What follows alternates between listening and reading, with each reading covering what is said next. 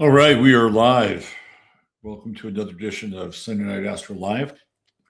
I am your guide for this evening, Robert Phoenix. And if you're new here, we talk about astrology and sort of what's coming, what's in the air, what's in the stars, how it relates to the mundane world, as they say. We are joined tonight by the young astrological cat, that's Miss Peaches.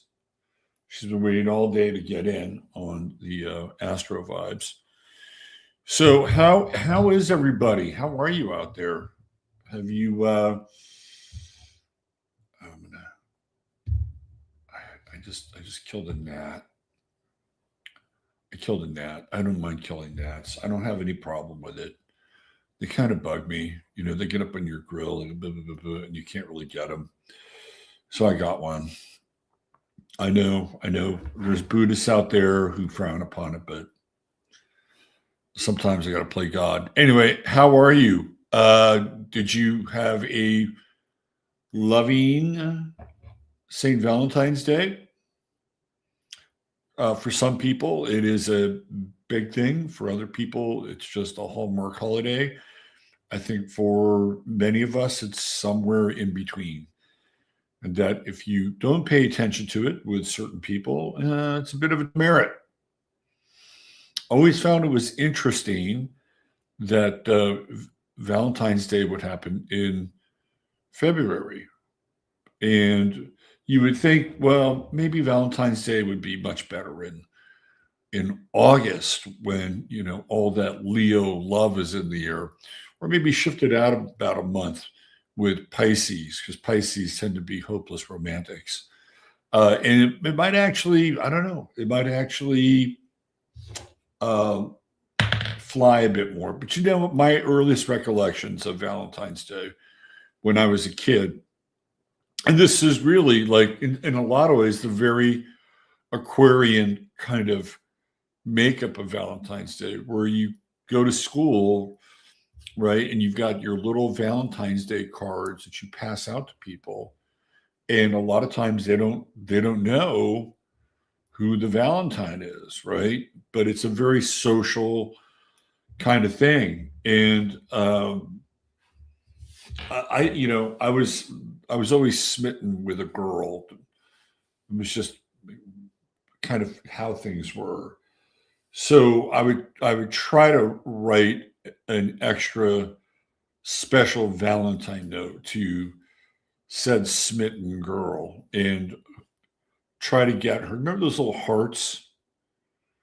Those little hearts, those little shitty tasting heart candies with those little sayings on them. I would try to get the most love forward hearts and then give them to my crush. Never really worked. But there's something about that ritual which feels very Aquarian because it's sort of in some ways very anonymous, right? I don't know what they do now, but it was very anonymous and it was very much like I don't know, kind of like agape. And it's a group activity. So you're doing it with your classmates. And to me, in a lot of ways, that's really sort of the spirit of Valentine's Day. This sort of disembodied group send of Valentine's cards with little coded messages on shitty tasting little pieces of candy. Now, every now and then you'd get those little cinnamon candies for Valentine's Day. Those were good. Those were really good. If you got a few of those cinnamon candies inside your Valentine, it was like, yeah, this might be something.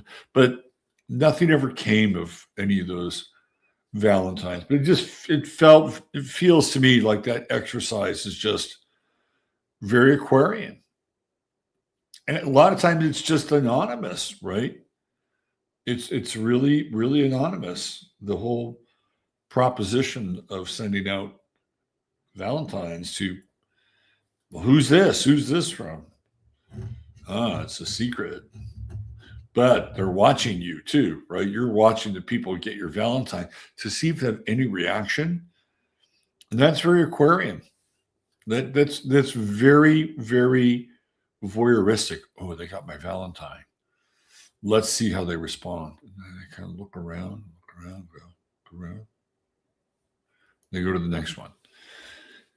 Anyway, I hope your Valentine's was a Valentine's to remember at the very least. Lots of chocolate and strawberries are sold this time of year as well. I kind of like, before we get into the astrology, I kind of like having Valentine's Day on a weekend. I really do. Because it just sort of blends into your weekend plans. Like you don't, like, oh, we got Valentine's Day on a Tuesday. Well, let's make special plans to go out. The weekend, Valentine's Day should always be on a weekend.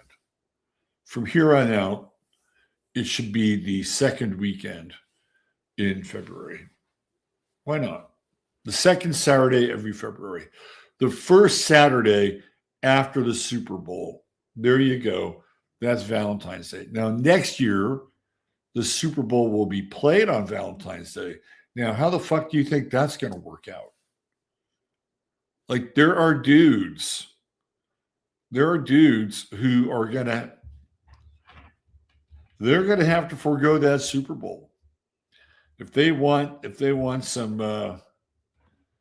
harmony in the home, Valentine's Day, unless of course your Valentine is into the Super Bowl, in which case, well, I score, right? But not everybody's mate or wife or significant other is going to be into the Super. That's going to be a weird day. The Super Bowl and Valentine's Day, so strange. But I think they should just make Valentine's Day the first Saturday after the Super Bowl. Why not? Why not? We're coming up on the year of the horse, aren't we? With this new moon, the year of the fire horse.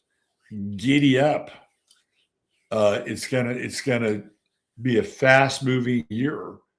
We know that, right? Because horses are fast, unless they're plow horses. And fire horses, they leave a blazing trail in their midst, right? So this is going to be a very dramatic, very, very dramatic. In the Chinese astrological world, the horse is Gemini, and we just so happen to have Uranus moving into Gemini this year to coincide with the flaming horse, which is representative of Gemini. So there's going to be lots of secrets, lots of gossip, lots of talk. You think this Epstein stuff is getting hot and heavy now? Oh my God, we're just getting started. We are just getting started. There are going to be. I was just looking at the Epstein. There was I saw this new list with people on there. There are going to be reputations that are going to be absolutely scorched this year. And Epstein seems to be ground zero for that scorching. We did a whole thing on Pam Bondi on Friday's show, in case you missed Friday's show. And one of the things that I talked about was to bring it into spiritual terms. Okay. Is that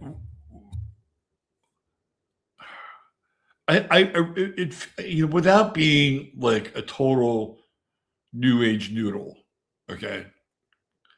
The country really feels, and not just the country, but the world. The country and the world really feels like it needs some healing. Now, it sounds nice on paper, right? It sounds really good on paper that the world could use some, really it could, don't get me wrong.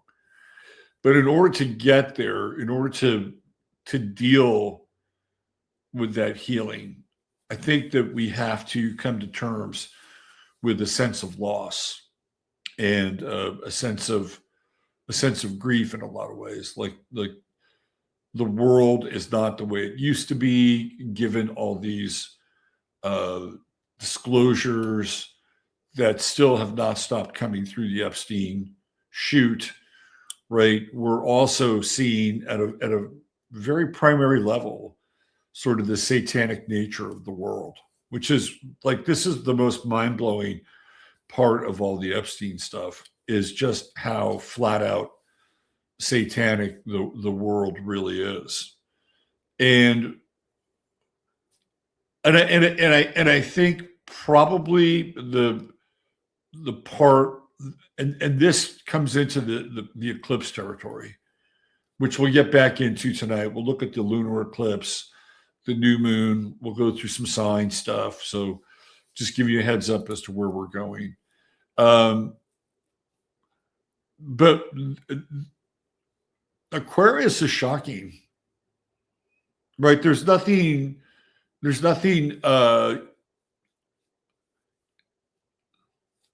middle of the road about Aquarius. Aquarian people tend to be very friendly and fairly affable and fairly non-judgmental for the most part. They all have their quirks, right? Aquarians all have their quirks, like all signs do.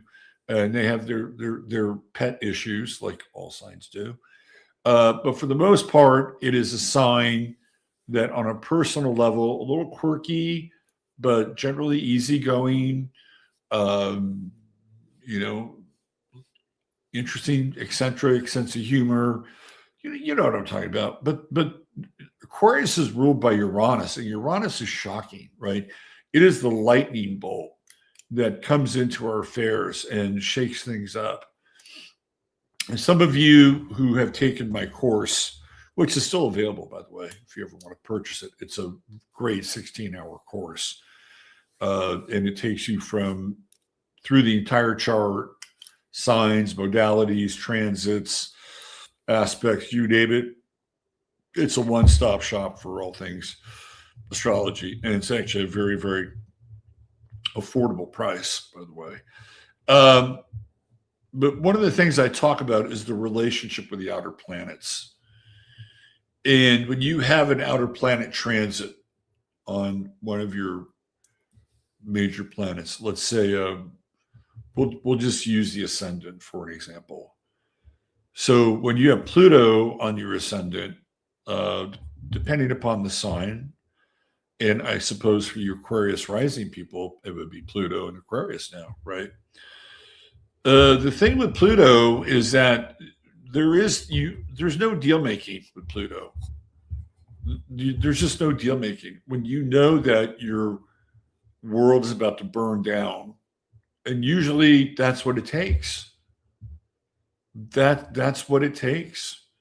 It takes the world burning down on the ascendant for particularly Aquarius in some ways, because it's a fixed sign. And people don't want to go there. They want to hold on, right? They want to hold on to their identity. They want to hold on to the past. They don't know what the future is, but they want to hold on to some idea of the future, because in most cases, people find the future uncertain, foreboding, and brings with it a loss of identity, right? But Pluto is just burn it down and rebuild it from the ground up. Whatever's left over is what it is, right? And you can't make deals with it. You just can't. So whether it's Pluto on your ascendant or Pluto on your sun, those are just two aspects, two elements. You can't make deals with it. It's just like, okay, burn the boats. Let's go. It's just the way it is. Neptune is a little bit different, right? Neptune, you can actually have a bit of a strategy with. It's a little similar to Pluto, but also different in some ways. right? With Neptune, I mean, both Neptune and Pluto require a sense of surrender. But with Pluto, you kind of hang on more because you know, or a person knows that their mortality is at stake, right? They just know their mortality is at stake with Pluto. Neptune, you're kind of in between. It's like, oh, it could be good, it could be bad, it could be good, it could be bad, could be good. I don't know. I'm confused. So with Neptune, you just surrender, right? Let go, let God. That's a strategy. That is a strategy. And then you get out of the way. You're just like, I'm not going to judge what happens next. I'm just going to allow for whatever needs to occur. And hopefully it's going to occur in a graceful way. That is Neptune. Okay. It's surrender. So if it's on your sun or on your ascendant, surrender be thy name, right? Uranus is a little bit different. And I try to explain this to people.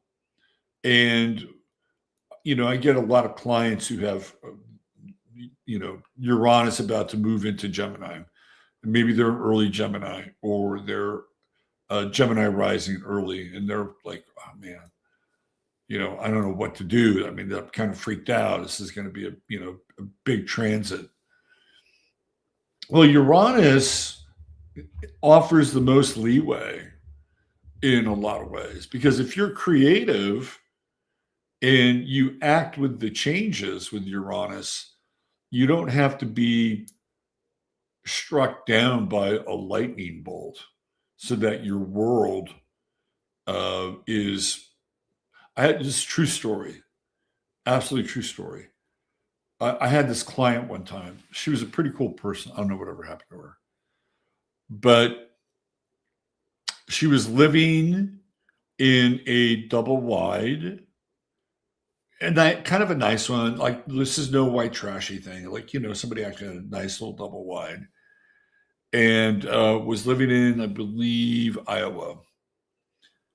And almost to the day that Uranus, or maybe a few days after, hit her ascendant, this tornado went whipping through the trailer park that she was living in and sliced her double wide in two.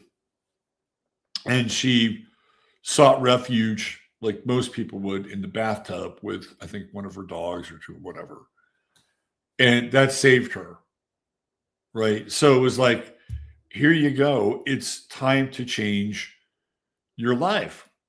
Now, prior to that, she had been contemplating moving in with her daughter.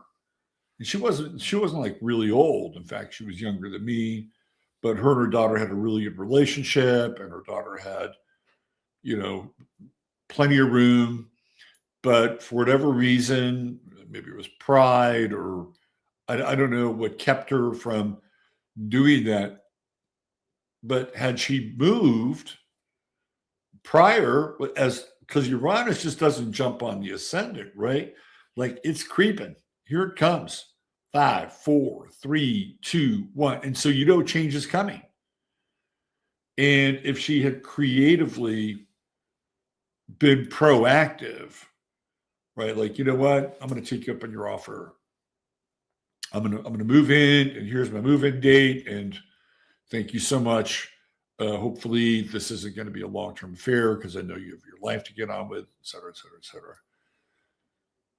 Well, she wanted to move in with her daughter anyway, because she had no place left to live, right? So this is what I'm talking about with Uranus. Like, you can make changes. But as it comes to your ascendant, you have to make a change. There's a lot of different ways that change can look. You can change how you look with Uranus. I mean, that may be superficial or cosmetological versus cosmo or astrological, but nonetheless, it's working in this idea of change. And it's like, okay, what else do I need to change? Maybe I need to change my job. Maybe there's all these other things that I need to change about me personally. And then when you do that, when you engage in change with Uranus, the results are much better because they're creative. They're like, oh, look, this person has a new vibe or a new hairstyle, or they've shaped their body differently.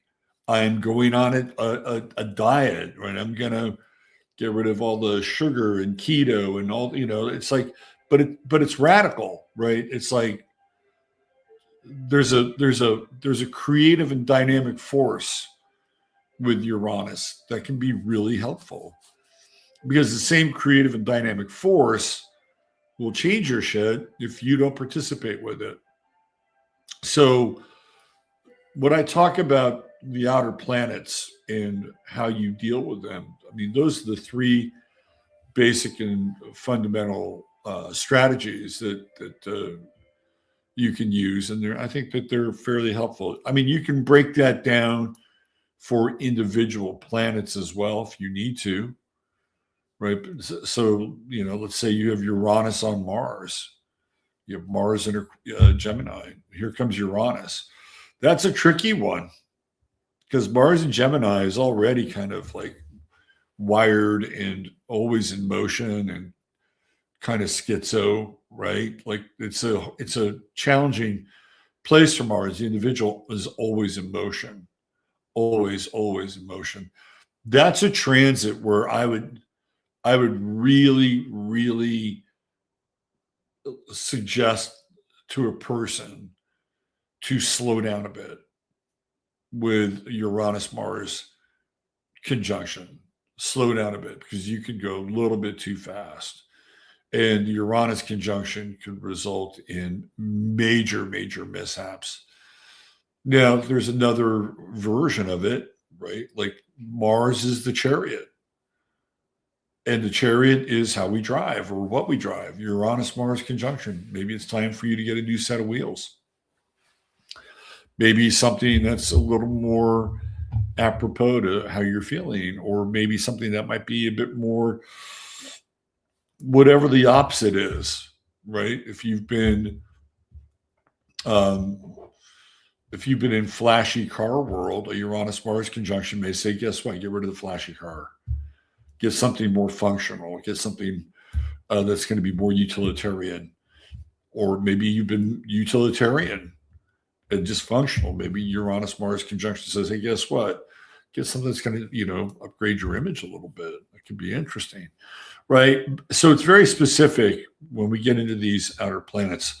I guess the big change, and we're going to talk about it tonight, is Saturn-Neptune in Aries. And I just keep reading about and hearing about all this shit that's going on in the Middle East, right? Now, China is sending its armada to the Middle East, right? The United States already has some ships there. Bibi Netanyahu just came to the U.S. for the sixth time this year. 6 times. It's a lot. It's a lot for one foreign leader to come. And where are we? We're in February, right? Like 6 years, 6 times since what, January? That's a lot of Bibi. Or maybe it's been a year since he started coming here once Trump got in. But still, that's still a lot. Like, when was the last time we had what's his name from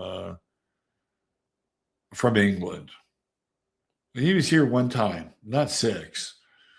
Right. So when I think of Saturn, Neptune in Aries, I just think about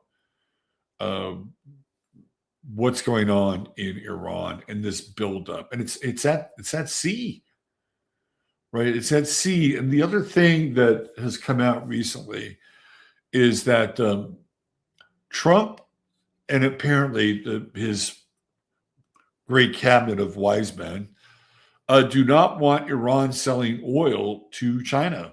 So they've already cut off oil from Venezuela to China. And China has a long-standing relationship with Iran to provide oil for them. Now, when you look at Neptune rules petroleum. It rules petroleum, it rules gas, it rules oil. Also, Neptune is the oceans. And so what do we see in here, right? Saturn in Aries is like, hey, it's time for a blockade. We being the United States, are going to determine who gets oil from Iran. I mean, this is part of the ongoing dialogue in terms of military strategy. And when you just look at it, it just screams Saturn-Neptune in Aries. So we have to put that into the mix as well, because that's just hitting. We are just now launching into Saturn-Neptune in Aries. It's a very profound time. I was on quite frankly the other day. I think it was Thursday, and somebody brought up how when Saturn and Neptune were conjunct in Capricorn, it's when the Soviet Union fell, and that there is this idea or thought that this go around, that with the Saturn-Neptune conjunction, it would be Europe and the United States that would fall. So one of the things that I brought up on Frank's show was that if you follow, okay, first of all, Capricorn tends to be very capitalistic. This is the nature of Capricorn. It's capitalistic, it's big business, it's oligarchical, it deals with hierarchies, structures, corporations. The United States, Inc., right, in conjunction with major corporations, were starting to move into the Soviet Union. Prior to the fall of the wall, McDonald's was in the Soviet Union. It was also in China, by the way, prior to the Tiananmen Square stuff. So you start to see these things from the West begin to move into the Soviet Union. I believe Elton John gives a concert in the Soviet Union. Billy Joel gives a concert in the Soviet Union, right? So there's this thing that's happening there, specifically where it's dissolving the structures of the hierarchies, right? The governmental structures are being dissolved by this Western influence because Neptune dissolves. That's the nature of Neptune. Think of Neptune as like a solvent, right? And Saturn is the thing that's being dissolved. And in the Soviet Union, they had been kind of working on dissolving the influence of the Communist Party for years. If you go back and look at the war in Afghanistan, part of the strategy for the war in Afghanistan was to keep the Soviets engaged in a war where they were spending a shit ton of money and losing. So, of course, the Americans behind the scenes are working with the Taliban. So the Taliban were fighting a proxy war against the Russians in Afghanistan with the Taliban. And that's, again, a lot of Saturn-Neptune stuff, right? Because Neptune is also kind of occulting the influence of certain Saturnian forces. Now, the Russians or the Soviets knew damn well that the United States was arming and training and giving the Afghanis like Stinger missiles and stuff because they were getting their shit taken out, right? So did the Soviets want to go into a direct conflict with the United States? No, they didn't. But they stayed too long and they spent way too much money and they overextended their resources. In the meantime, you had these American corporations beginning the infiltration of the marketplace inside of the Soviet Union, like McDonald's. And one of the things that I brought up is there's this guy named William Irwin Thompson, who was a really interesting kind of futurist. And he was popular in the 80s and 90s, really sharp guy. And he had this theory about America being a cultural enzyme. Like that's what America does best, right? Like it breaks down, like it'll go into certain areas and it breaks down traditional or indigenous cultures for better or worse, right? I don't think he's putting a value judgment on it, right?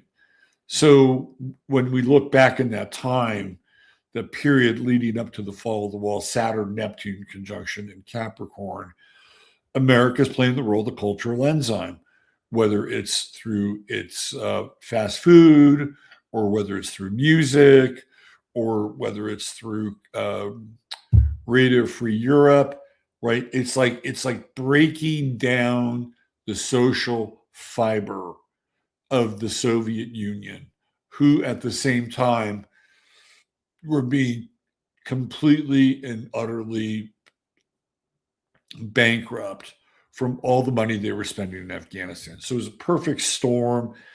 And then we see the fall of the wall, and you have that great song by Jesus Jones, and it looks like we won, right? We won the Cold War. But what's really fascinating, and this is aside from astrology, but what's really fascinating is that you would think that once that war was over, all the money that the United States poured into defense against the former Soviet Union, all the money that the United States poured into spying or intelligence, all the money that the United States poured into breaking down the Soviet Union and the cultural tendons, right? This cultural enzyme, you could take that money and you could redirect it and do better shit with it, right? I mean, that was the whole. I mean, you would think that would be the case, but it's like once you get going, once you start with something, it's like you can't really stop it.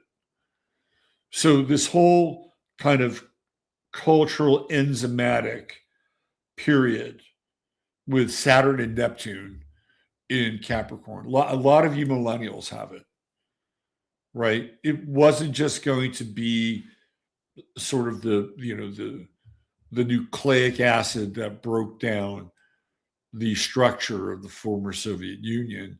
It would then begin to metastasize and it would become globalist, right? So not that McDonald's set out to conquer the Soviet Union. Trust me, though, it played a role. What happens is that we begin to see this whole global, and this, we have to remember, this is like the end of the 80s, right? And the 90s are when this whole globalist,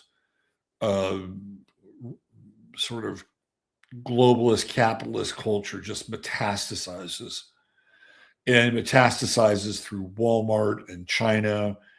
And there's a shit ton of money that's being made, but it's being made offshore, right? So this thing that starts off as, hey, we're going to start to take some of these brands international.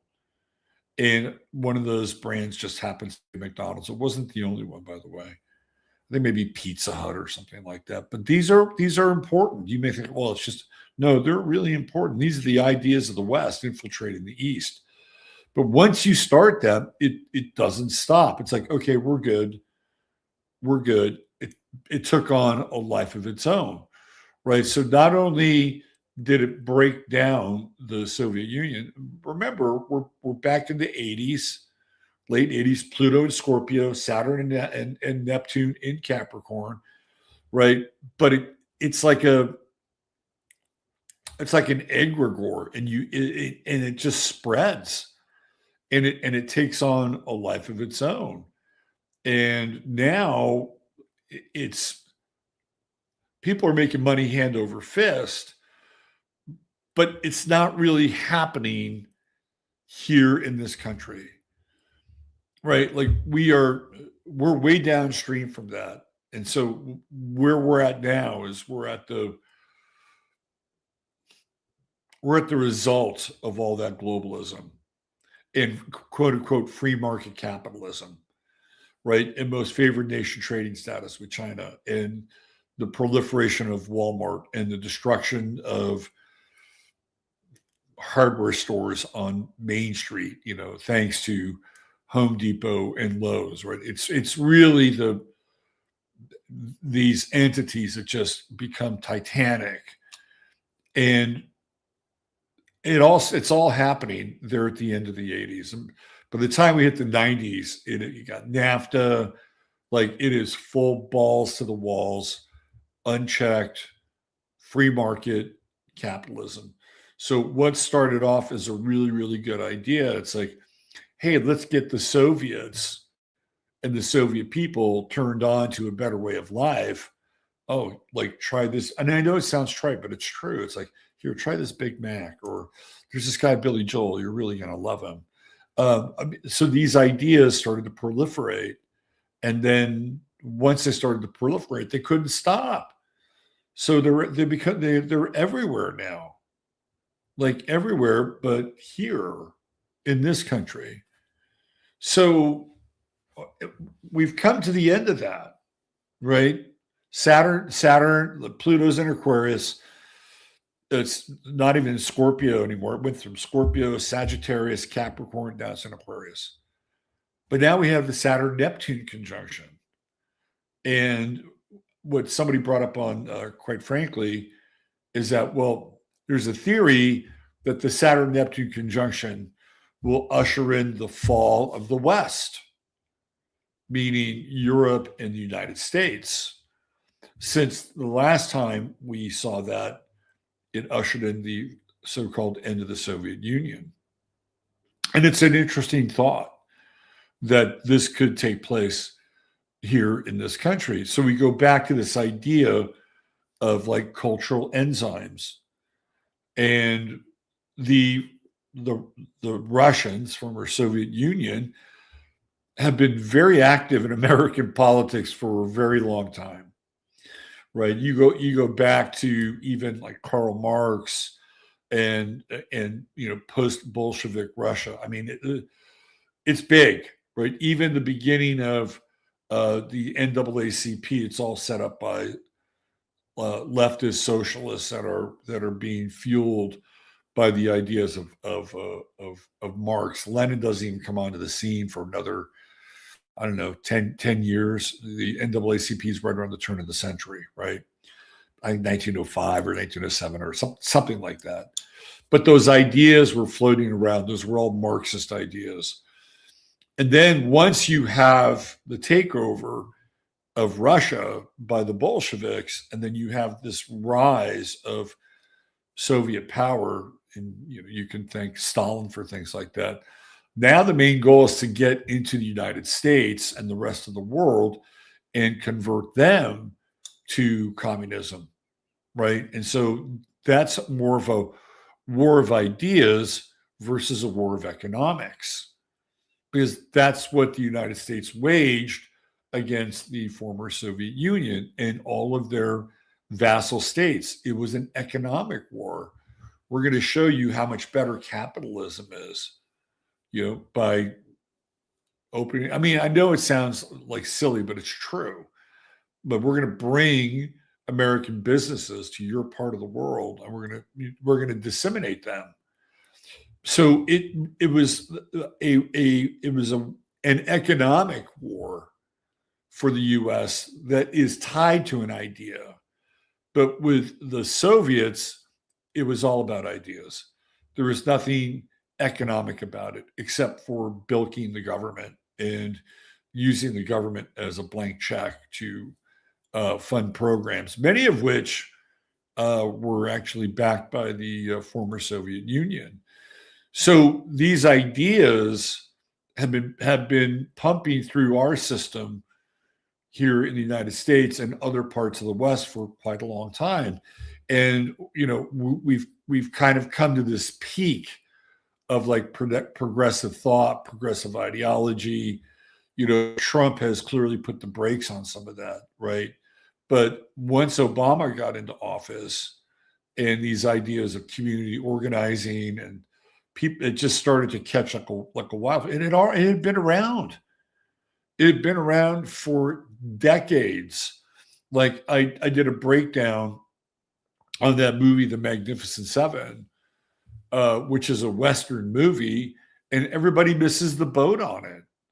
Everybody thinks that the Magnificent Seven is just these random tough guys in the Wild Wild West who all band together to help these poor Mexicans who are being bullied and raided by one of their kind of local banditos played by Eli Wallach, right? It is very socialist in nature. Like these guys aren't even working for money, right? They're just working for the ideal, for the people. And then when you look into who wrote The Magnificent Seven, it's a guy that got basically blacklisted from Hollywood, right? And we went through all of that McCarthy stuff, and all those things turned out to be pretty real, right? And those ideas, they never went away. And one of the things that I found interesting, this is during COVID and George Floyd, which all happened simultaneously pretty much. And there was this one, I read this account where there was this one guy who had infiltrated kind of, I guess you would call it an Antifa meeting. And this was in San Francisco, but it wasn't just a straight Antifa meeting. It was more like Antifa met the local CPUSA sale, not TPUSA, but CPUSA, Communist Party of the United States of America. And there's a whole thing that you had to drop your cell phone like at a door, like you couldn't bring your cell phone in, right? That was like verboten, and then they sort of moved you away from the meeting area, so it wasn't like you were that close to your cell phone. You get it back when you were done. And then one of the things, I wish I had it, but one of the things that this guy said is that you'd be blown away by the people who were at this meeting. You would think that they'd be all radicals, right? They'd all look like those freaky mugshots of people that have been arrested during these demonstrations. He said that wasn't the case at all. He said what I saw there were educators, lawyers, business types, people with money, means, and power. They were at these meetings, right? So what he was saying was that there was a group of so-called elites who were invested in those ideas, right? And those ideas, even though they were probably quite successful in a capitalist world, they had socialist slash communist blood pumping through their veins. And those people never went away, right? They never went away. This is just, in 2020, right? So we've had this infiltration in this country, in places like Australia, in England, clearly in Europe, right? Where these ideas of equity and diversity and all the things that line up perfectly with the ideals of the Communist Party. The Communist Party were very liberal. They were very into men and women.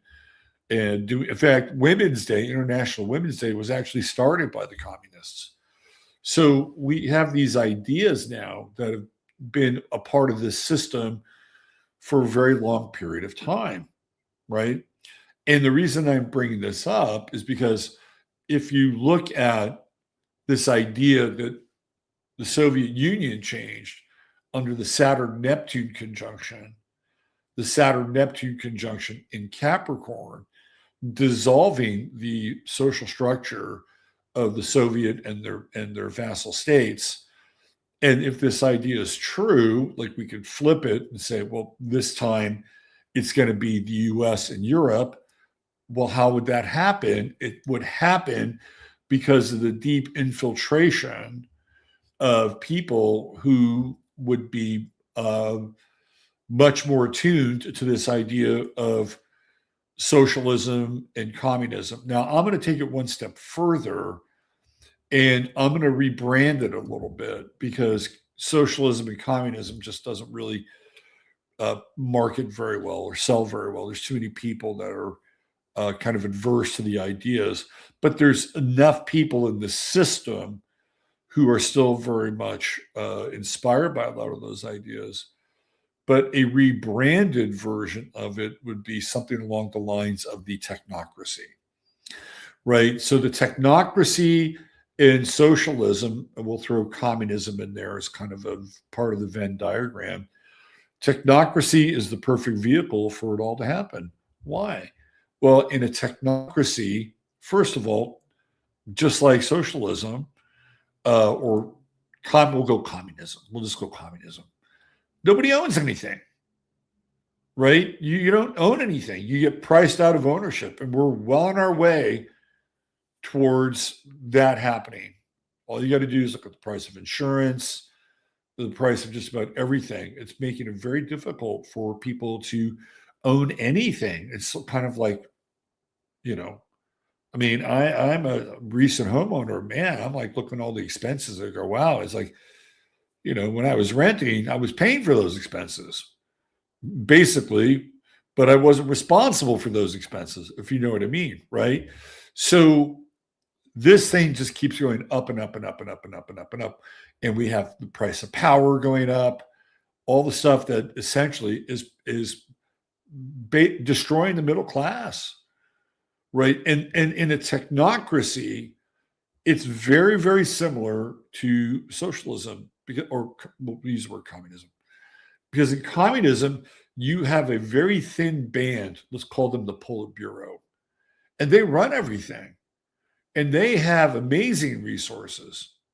They get to tell everybody what to do, right? The only thing they have to watch out for is, one of Stalin's buddies ratting on him, so Stalin doesn't take him out into a field and shoots him.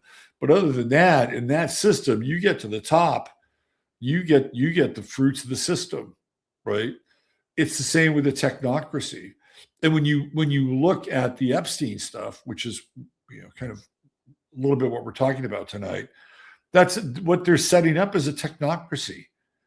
And you could just go through that entire Rolodex, and it's elite, elite, elite, elite, elite, elite, elite.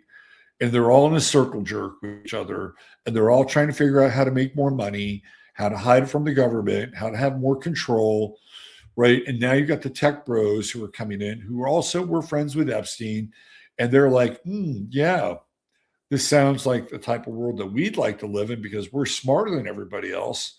And if we just come up with a social credit system or something that gives people this idea that they're not completely and fully communist, right? We might be able to pull this whole thing off. But at the end of the day, it is the dissolution of the system, which is similar to what happened with the Saturn-Neptune conjunction in the Soviet Union during that time in the late 80s, right? It's a different venue. It's a different kind of pathway towards that. Now, will it happen? Pluto and Aquarius is the freaking wild card, right? It is the total wild card. But I could see where the person was coming from. But in order for that to happen, in order for the United States or the West to fall, we'll use the word fall, for the United States and the West to fall, it would with a Saturn-Neptune conjunction, there would have to be an engine behind it. It wouldn't just be this planetary thing where everything just falls apart. It would be ultimately the dissemination of ideas that came from another system that ultimately wipes out the individual. Because that is what Aries is. Aries is the individual, right? Now, you can turn this around a little bit. You say, and I've seen people say this, well, this is the beginning of the spiritual warrior. Like, we have to get tough with Saturn, right? Saturn's going to forge us like iron, right? Saturn's going to forge us. It's going to forge our Aries-like will. but Saturn's in its fall in Aries, right? It's exalted in Libra. It's in its fall in Aries.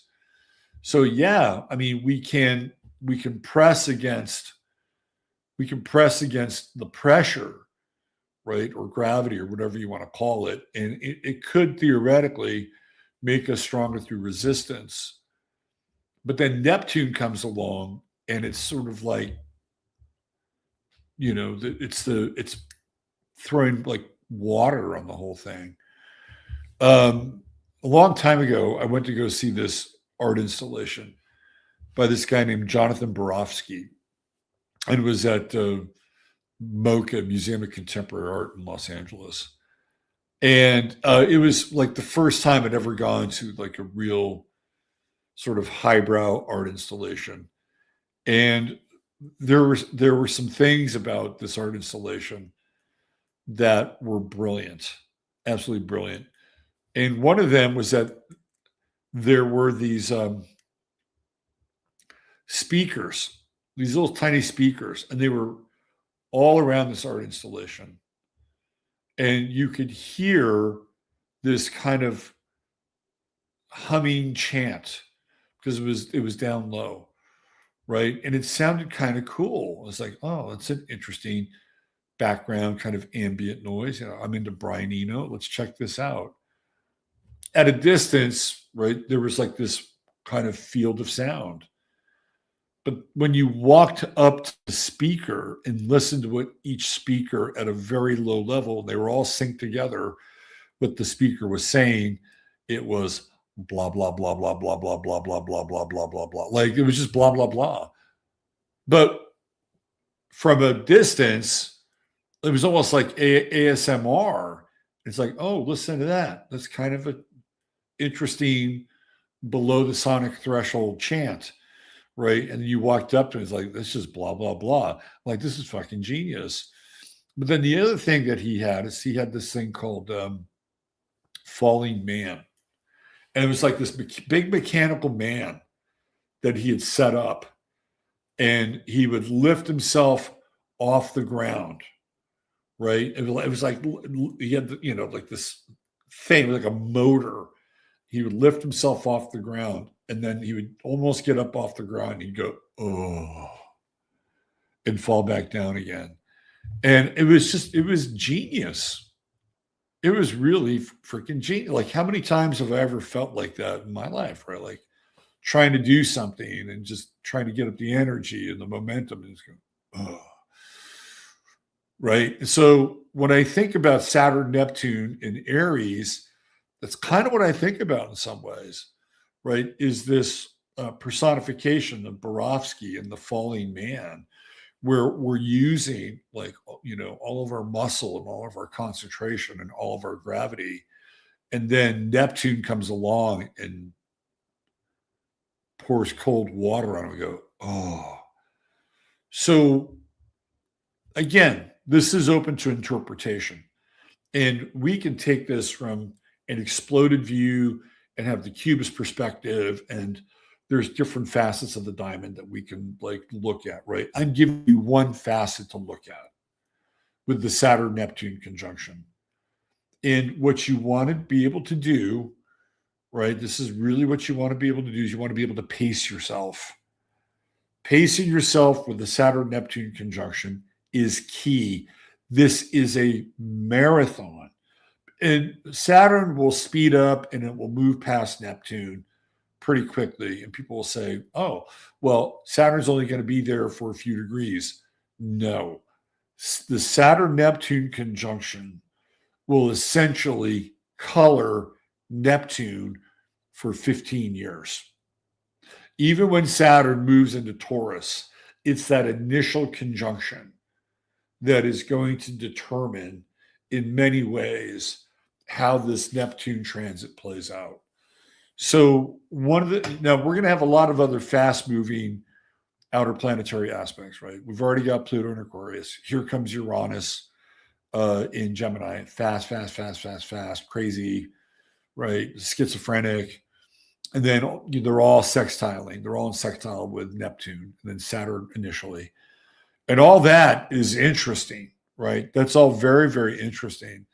And in a lot of ways, it gives us a unique look at kind of who we are and what we're capable of, because in a lot of ways, the ground is being leveled out from beneath our feet. And don't think that the Epstein thing doesn't have anything to do with it. It does. It really does. You know, people are starting to look at the world in a very different kind of way now. You know, if you sat down with people, I don't know, 10 years ago and told them that the world was run by a pack of small group of absolutely twisted and evil Luciferic Satanists that are into cannibalism and children and PDF files, and all the things that go along with that, right? And that Eyes Wide Shut was a documentary and not a fiction film. Most people would stare at you and go, "What the fuck are you talking about?" Well, fast forward, and those people are starting to get a very accelerated view of what goes on behind the scenes. And it blows my mind. It absolutely blows my mind. As a content creator, right, I'm always getting suggestions based on YouTube and the algorithm. And the amount of people just on YouTube alone, we're not talking about Instagram, we're not talking about TikTok, we're not talking about Rumble, just on YouTube alone, the amount of people that are going there and exposing and dot connecting and decoding is through the fucking roof. Then you add in Twitter, you add in TikTok, you add in Instagram, right? You add in Rumble, and the numbers of people that are now being exposed to this small group of absolutely demented, distorted, and demonic people that, you know, and they don't run the show. Let's be clear about this. They don't really run the show, but what they do is they manage the planet. They're not the showrunners. They're the planetary managers. The showrunners are behind them, right? The showrunners are what shows up when, you know, they start to sacrifice, you know, the young ones. And now we've got, you know, a very interesting conversation with somebody like Molech or Asmodeus or something. I mean, those are the showrunners. We're just seeing the stage managers, but we're starting to see the stage managers, and it's fucking mind blowing, right? We were watching Jimmy Dore today, and he had a clip of this guy who had cornered Deepak Chopra at the airport, and Chopra was trying to get to a limo, and he's just hammering Deepak Chopra with questions. I mean, you go back 15 years ago, Deepak Chopra was all over PBS. He was sitting on Oprah's couch, you know, and I never liked the guy because I knew people that worked for him, and they told me what a horrible person he was. And so I had no illusions. In fact, if you go back on my website, I may still have the article up there, but I did a big dump on these so-called spiritual leaders, and it was right after the housing crisis, and I just started to, you know, rip apart Oprah and Deepak Chopra and Barbara Marx Hubbard and all these. It's like they're just so out of touch, and that we needed to divest ourselves of their quote unquote influence and leadership. This was years ago. But a lot of them talked a really good game. So Chopra now, he's under the fucking, how many times he showed up? Like 5,000 times or some crazy shit like that, right? Like he's being found out. And it's that one email exchange that Jeffrey Epstein has with Deepak Chopra, by the way, Libra. Just bring some astrology in there. Epstein asked him about a cell, like, you know, Epstein's always trying to kind of get into the consciousness of things, you know. And he wants to know if a cell has any consciousness. And Deepak Chopra says, cells don't exist. They're a construct of humanity. Okay. And so Jeffrey Epstein continues to give him more of these questions, and Chopra keeps saying, no, just a construct of humanity, until it gets to two young titillating women, and those aren't constructs of humanity. Those things are real, right? That's the juice that Chopra is tapping into. But we're seeing it now. We just saw this guy who's like involved with Brunei, right? And he's got to step down. I mean, people, this shit is so out in the open, and it's not even, they're not even like halfway there with the dump. And you can say, well, it doesn't matter because nobody will ever be tried, and there won't be any crimes. But that's not the net effect of all of this.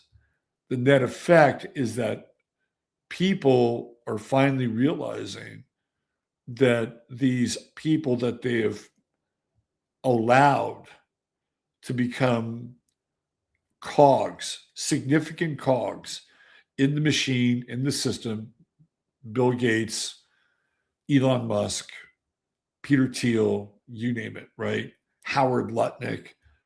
They're beginning to realize all these people are fucking like grimy, lying, duplicitous, and not just any of those terms, but they're also pretty evil, right? And this is what's happening. Like, we are going through a major awakening right now. This is unlike anything we've ever seen before. Anything we've ever seen. And part of it is due to the internet. And part of it is due to the fact that our consciousness is at a place where we're willing to accept the fact that the fairy tale that we've bought into is really a nightmare. Now, what we do with it from that point forward, that's going to be a whole different discussion and a whole different dialogue. Like, it's going to be very interesting to see how these midterms kind of roll out, because I just don't know if people are going to have the same kind of trust and faith in the system. And some people may have a platform and they'll run on it. And, you know, I was one of the people who asked Pam Bondi the tough questions when she visited the White House about Epstein.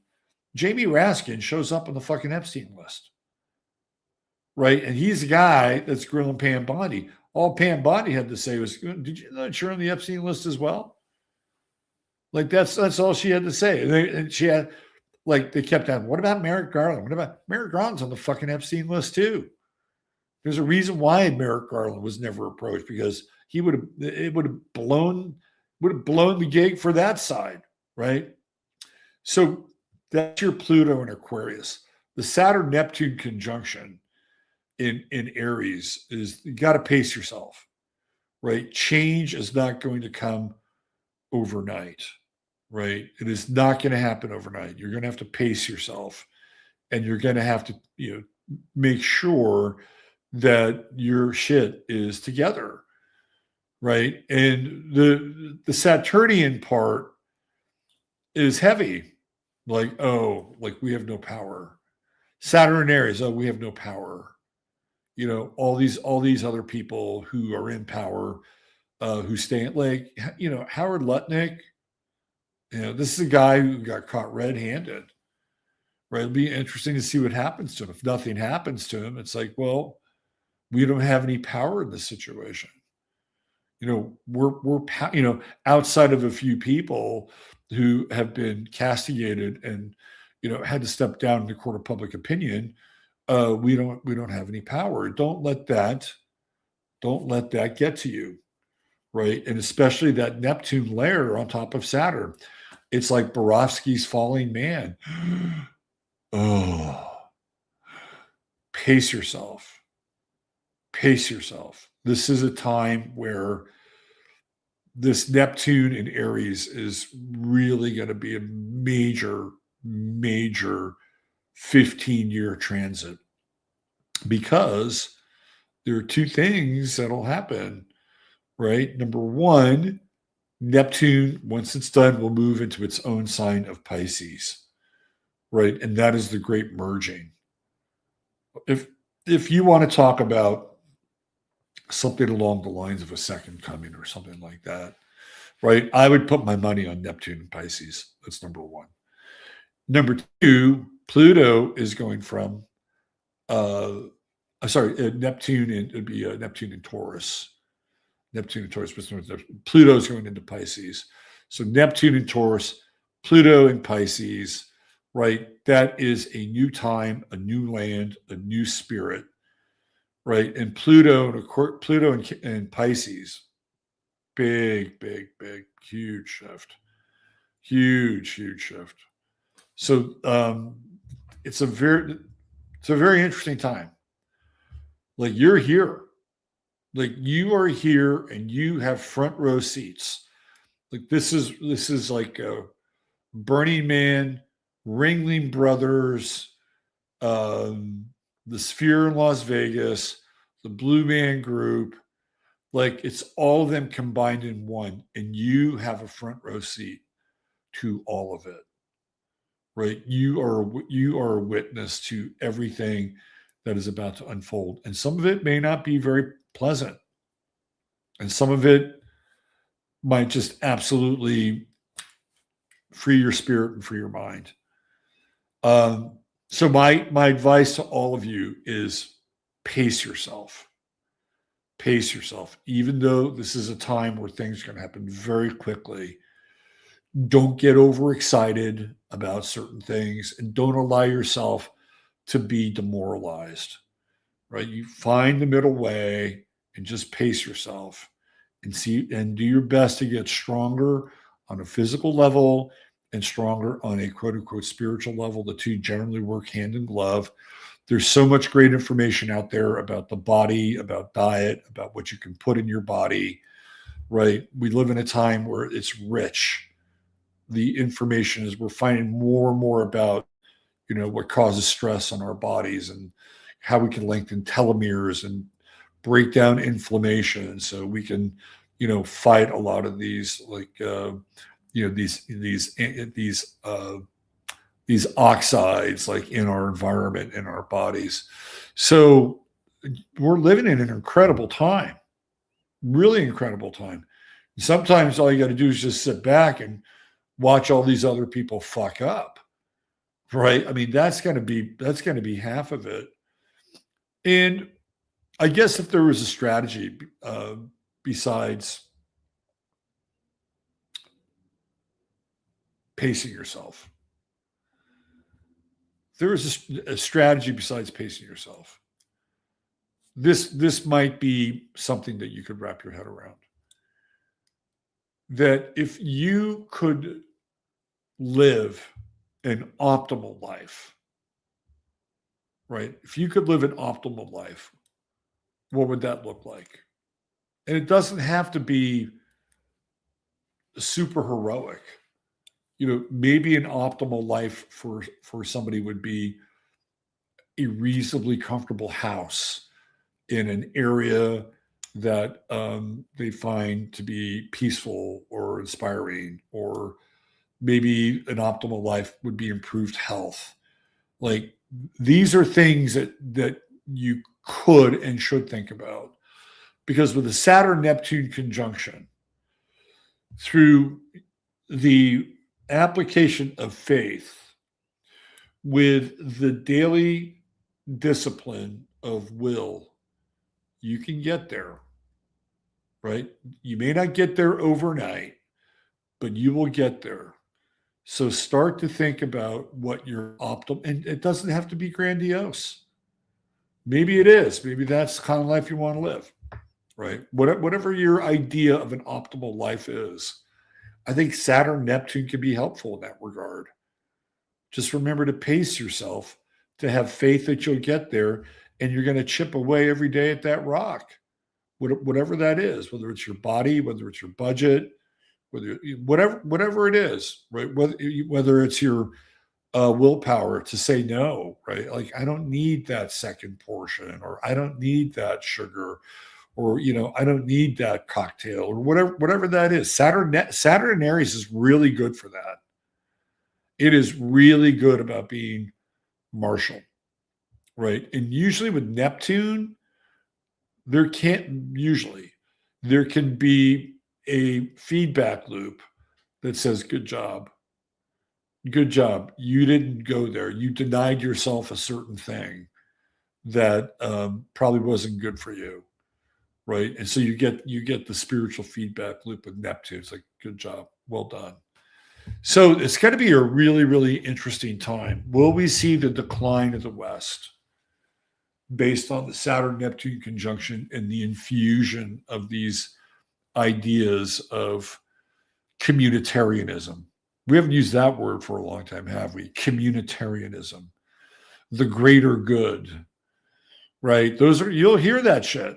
Like, that's going to come up, right? That'll come up. But at the same time, what's really interesting too is that a lot of these global groups like Davos, World Economic Forum, right? Those are all Saturnian.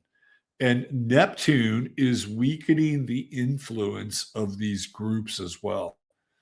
They're not going to be as strong as they used to be.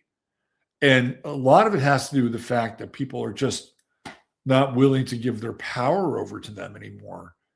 So that'll be really, really interesting as well. Don't think that they won't try to turn up the volume, because when they begin to feel like they're losing control of the situation, that's when they go to Spinal Tap 11 and they start to crank things up, and we have more bullshit to deal with in our environment. All right, just a little opening kind of monologue rant, an hour and 20 minutes worth of it. Why don't we take a look at this lunar eclipse? That we were going to talk about this last week. So why don't we do this? Let me bring the lunar eclipse up. And then we'll revisit the solar eclipse as well. We'll go through the solar eclipse for each house. And we'll do that. Okay, so here we go. I may have to flip this again. Hold on. Yeah, there we go. Okay. So this is going to be for the lunar eclipse. This has got March 3rd. And it's getting so we're cycling out of Pisces, Virgo. This will be the last lunar. This will be, I think, the last lunar eclipse in Virgo, if I'm not mistaken. And then we move into, because this solar eclipse is Aquarius. So we have this interesting kind of crossover between the mutable and the fixed signs. Now, this lunar eclipse, I'll share this with you guys. Let me see if I can get it here. Hold on. The lunar eclipse will be here. I'm going to share this. Okay. And we have 15 days. It is a total lunar eclipse. And this is the eclipse path right here. So you can see the eclipse path. I'll make it bigger for you.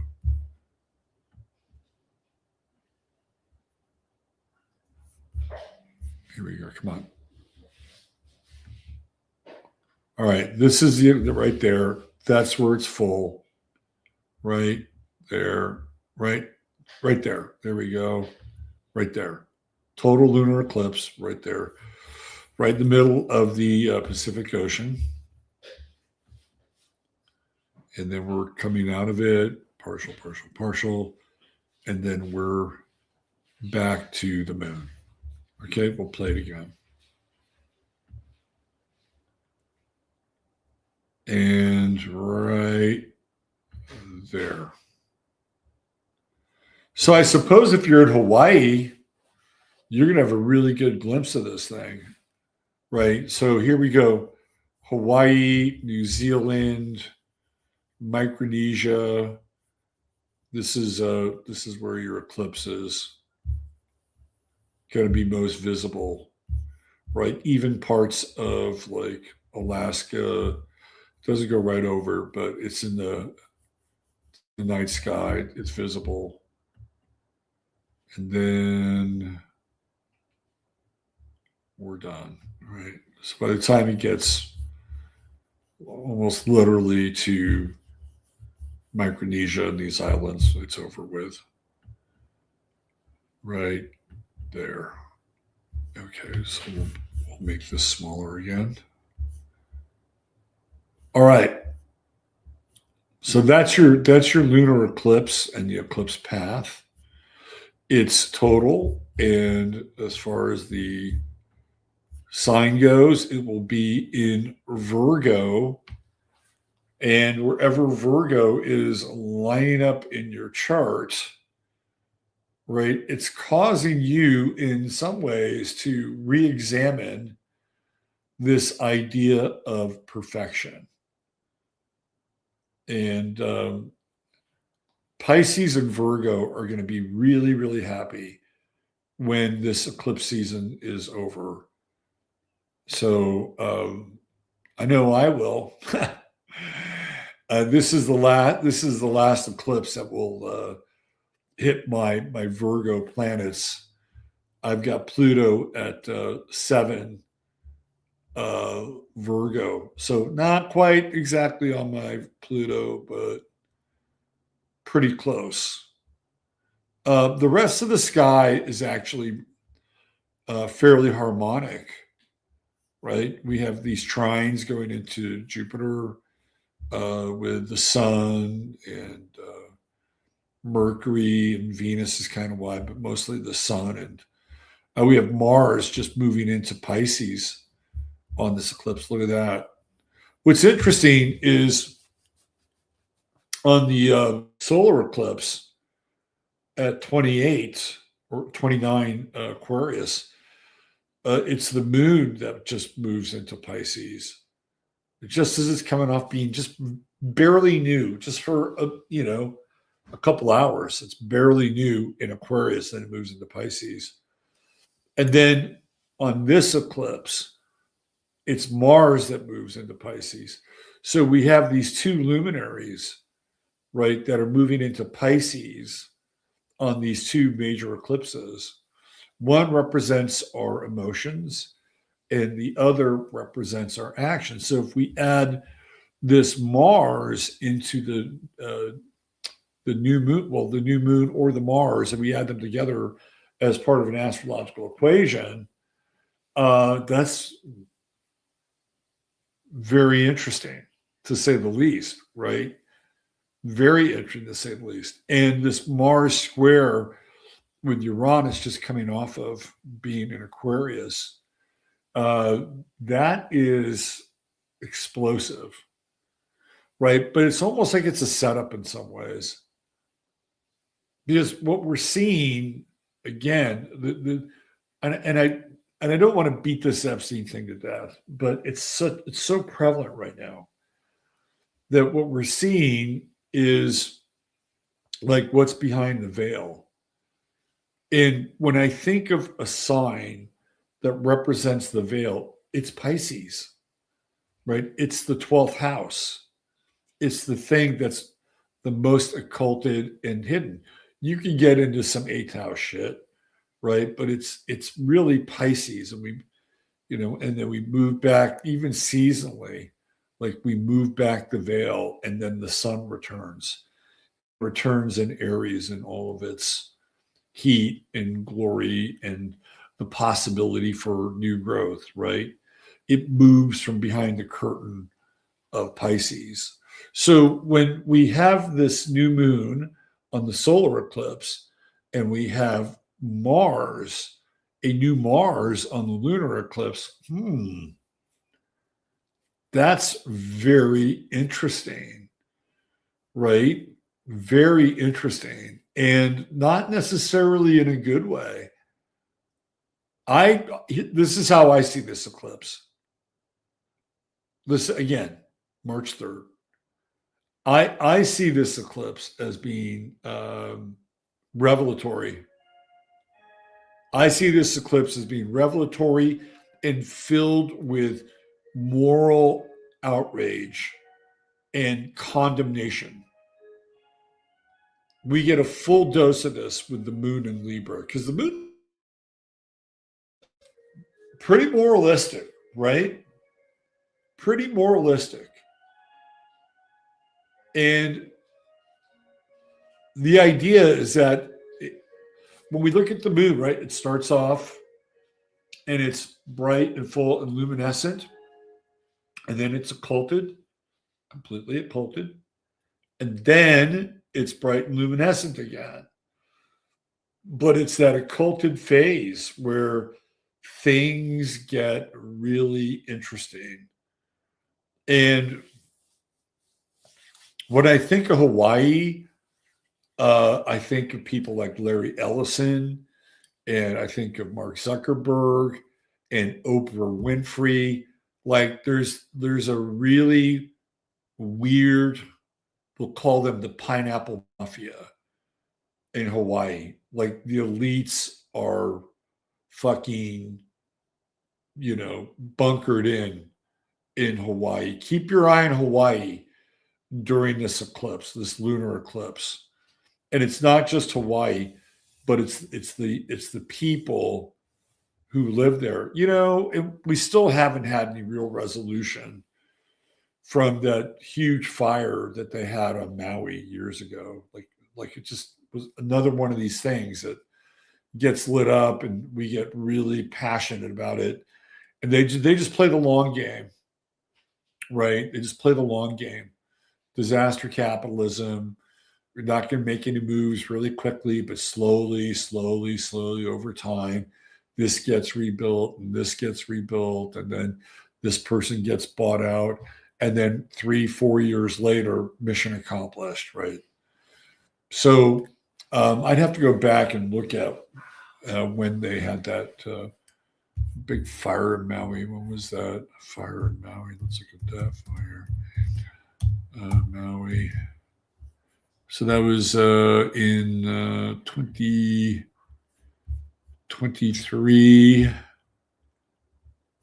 And the date on that was, let's see, 2023. Come on, give me the date. August 4th, August 8th. By August 8th, it was ablaze. So August 8th, 2023. Let's just go back there for a second.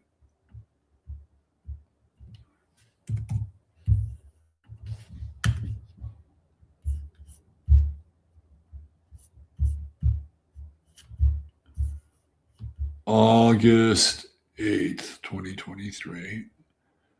Okay, so Mercury and Mars, particularly Mercury, were in Virgo at that time. So the closest planet would be Mercury at 12 degrees, 30 minutes, and Mars at 17 degrees, 30 minutes. It's been a while since that happened. I mean, it feels like a very long time ago. But I'm wondering how much insight we would get from this eclipse cycle and what happens next. the rebuilding of the fires. What's really interesting is that Saturn is at 7 degrees on that 6 degrees on that day in Pisces. And the moon, let me just see. No, that's July 8th. Hold on. August 8th. Yeah, Saturn was at 5 degrees retrograde in Pisces. Neptune was at 27 Pisces. And Neptune's been around those degrees for a long time.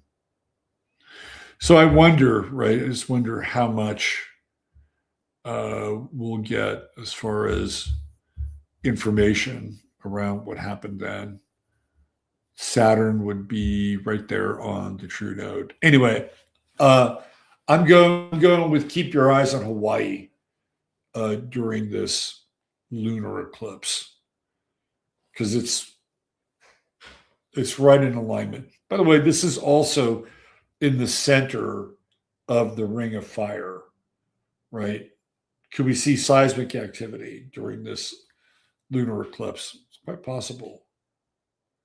So wherever Virgo shows up in your chart, like whatever house it's in, right? This is where this eclipse is going to be taking place. And my advice to you would be to go easy on yourself, right? Because that Virgo moon is just really, really harsh. Really, really harsh. So let me bring up my little chart here for you guys. We'll have the blank chart. Do this. All right. So we'll just stick the eclipse moon in these various houses. Right. So if you are in Aries rising, obviously you're going to have the lunar eclipse in your 6th house.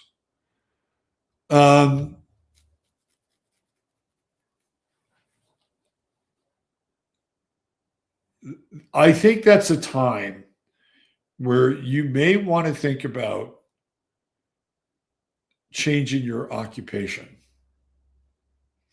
And if not in wholesale change, but in some degree that you're not real happy with what you're doing. And maybe you can, if you have a straight gig and you're in corporate world, maybe this is triggering a way for you to like get out of your group or out of your division, right? Because when you get into the 6th house, you get into both health issues and work issues, and a lot of times they're related. I would say also, this is one of the things I talked about for 2026 is pets. And I didn't get a good sense for pets in 2026. And this eclipse shows up in the 6th house, which is also related to pets. And so keep an eye on things like pet food recalls, and also vaccinations in general, right? Okay, so that's where, if you're an Aries rising, that's where the this lunar eclipse is taking place, right? We'll go this way. So let's say you're a Taurus rising. That means that the lunar eclipse will be taking place in your 5th house, right? Taurus rising, 5th house. And that can be kind of harsh with children. Maybe you're just not having enough fun. Maybe that's what this eclipse is going to be all about. Taurus rising. Maybe you need a little more fun in your life. You know, the worst thing that could happen is that you could think that your children are keeping you from having fun. Those are dangerous thoughts. Those are but I can understand why people would go there, because that's the nature of having children, right? It's about them. It's not about you, right? So Taurus rising, I mean, I think that that's probably going to be something that you're gonna deal with, right? That's my sense. Uh, Gemini, we're gonna put Gemini there. I put that right on the ascendant. So we got Gemini, we got Taurus. Sorry, we got Gemini, we got Cancer, we got Leo, we got Virgo, Gemini rising. Have this lunar eclipse happening in your fourth house. That's a drag. Gemini rising likes to, be chipper and sort of a gadfly and about town and lots of interesting conversation and very curious. Matters at home, dealing with mothers, particularly ailing mothers, and a strain that it puts on the Gemini rising lifestyle, right? So if you're Gemini rising and you have to deal with the matriarch in your life during that time, yeah, there may even be talk of the matriarch moving in. How's that going to feel for you, Gemini rising? Okay, we're going to put Cancer right over here on the ascendant now. So that's Cancer, that's Leo, that's Virgo. So the lunar eclipse for you Cancer rising people showing up in your third house. And watch out for gossip. Watch out for and it doesn't even have to be something that you are engaged in, like with starting or initiating. It can just happen, right? It could just happen. Like, so and so, her kids got in trouble again, or so and so, man, I saw her down at the at the bar and grill the other night. She was having a couple of margaritas. Don't you think she should be home with her kids? Right? Like, watch out for gossip with this lunar eclipse for you Cancer rising mothers, particularly. On the other hand, there's a really good chance, Cancer rising, that some of these people are going to tell you their secrets. Those secrets, you may want to stop, right? They may want to stop with you. Okay? Cancer rising with this lunar eclipse. Somebody tells you some shit, zip your lip and do your best not to take anything personally that may or may not be said in your little community there, especially as it relates to your maternal style. Okay, so let's put Leo right here on the ascendant. That means Virgo is going to be right down here. So you have the eclipse in the second house. And that's the fear of money and loss. It's like, okay, if I step out on a ledge here and I make an investment, an investment being the eighth house, by the way, and I make this investment, how am I going to do? Well, I wouldn't, number one. So if you happen to be a Leo rising a week and a half and a week after this lunar eclipse, I wouldn't be placing any big bets on the market. Let's put it that way. I think you're going to exercise a high degree of caution anyway. Man, Virgo rising people with this eclipse in your first house, that's going to be intense, right? Because you have to deal with how people are perceiving, and you're already sensitive anyway. Virgo rising is, I think, a very misunderstood rising sign. I mean, they seem like they're perfect and they always have their shit together because they have to, but they're also very sensitive. Their Virgo rising tends to be a lot more sensitive, and you would think that they're not. Like a lot of times, look, I'm not saying that this is a quality that if you're a Virgo rising woman that you have, but I guarantee you, if you're a Virgo rising woman, on more than one occasion, you've been called a bitch. And if you're a Virgo rising man, on more than one occasion, you've probably been called a bitch. I mean, it's just kind of the way it is. So be careful, right? Because this moon, this lunar eclipse makes you feel really exposed. Like your emotions are on the sleeve, and you may not feel, and this is like something that you have to deal with. You may not feel like you have your shit together. You might, right? You may be just fine, but with the eclipse, you may not feel that way. I'd sit this one out, Virgo rising. Stay away from being critical, right? Stay away. Give yourself a good 2 weeks, a week ahead and a week after. Lay off the criticism, and particularly for yourself, because Virgo rising people are always harder on themselves than others. All right, we'll put Libra on the ascendant, and all of a sudden the Virgo eclipse moon is in the 12th house. Keep a close attention to your dreams. They can be very prophetic and may actually help you out if you pay attention to your dreams, Libra rising.